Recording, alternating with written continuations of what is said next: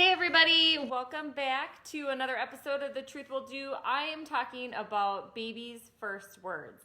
And this information I thought was super interesting because I just learned it this last summer when I was taking a Dr. Carol Phillips class, dynamic body balancing class.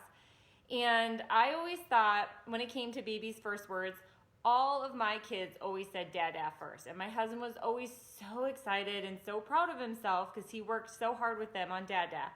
And while that does have some influence, constantly repeating it and whatnot, Dr. Phillips had a really interesting insight into why kids say certain words first. And it all has to do with the sinuses in the head that are developing at that time. And so she had mentioned that if they're saying the words dada, that actually correlates with the development of the maxillary sinuses. And once they start saying mama, that is for the frontal sinus, and that baba, so if they're getting to where they're wanting to say ball, it was what a lot of times we're like, oh, they're finally saying ball. And she said that actually correlates with the sphenoid. And so I thought it was really interesting, and we got into a really big discussion about it, which was kind of off topic at the time. But so say you have kids who are not saying these words or not trying to mouth these words and whatnot, we definitely want to be doing cranial work. And so for those of you who have been in my office, we see tons of kids. And I am such a huge advocate for having speech therapy. Huge advocate. Like, what's going to be the harm, I think it's awesome. And so we have some people who have been doing speech therapy and they're like, it's getting better, but it's just not to the point we want it to be. We start adjusting them and speech takes off. Or working on the cranials and speech takes off.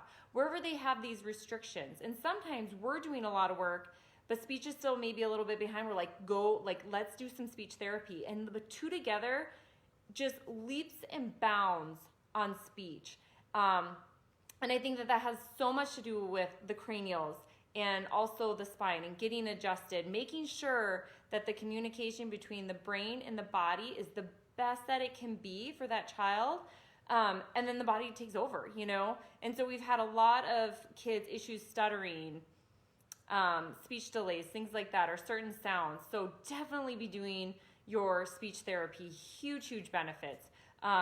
If you put the two together, cranial speech therapy or chiropractic care and speech therapy, you guys are going to see leaps and bounds with their improvement. So I hope you, once again, found it interesting. I thought it was amazing when I had learned that. I was like, so really it's not so much what my husband's been doing, and it's not that they prefer dad, because that's what he always says, but it's really about their cranials and their sinuses developing. So if you have a mom who's struggling with a child, maybe it's speech, anything like that, send her this video, comment, share, and hopefully we'll be able, like I said, just to keep you guys informed on some of these really fun facts and things that can help you and your child and your families be successful. So have a great day, everybody. Bye.